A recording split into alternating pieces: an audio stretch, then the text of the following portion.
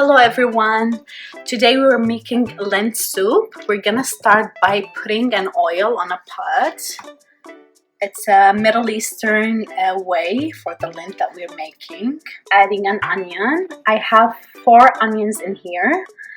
Okay, so we added the onions to the oil and we're just gonna wait for it to fry a little bit, and meanwhile I'm gonna tell you guys what we use.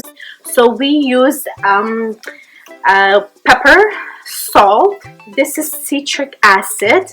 Now if you cannot find it anywhere, they're usually Middle Eastern stores, they have it, but if you cannot find it, you can always use alternative for a lemon. Just half of a lemon, squeeze it in, it's fine. This is curry and cumin. Okay, I'm gonna be adding my spices. Again, this is just the way we like it.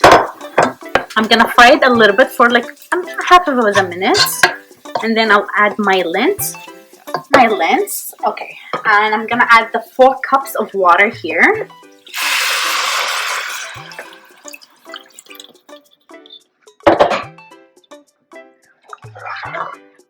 And I'm gonna turn the heat to high now, and we're gonna leave this to cook for maybe 20 minutes to 25 minutes. And this is, keep it this way, like halfway open, and keep an eye on it.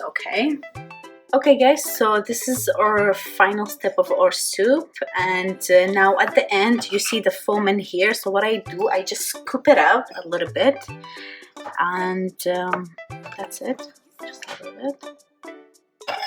And I try to mix it. Make sure you mix it between every 2 to 3 minutes while you're cooking it on a medium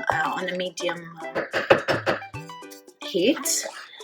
And yeah, just leave the lid a little bit open. Okay, so now this is done. What I'm gonna do, I'm gonna bring, if you have a hand mixer, you can always use a hand mixer in here.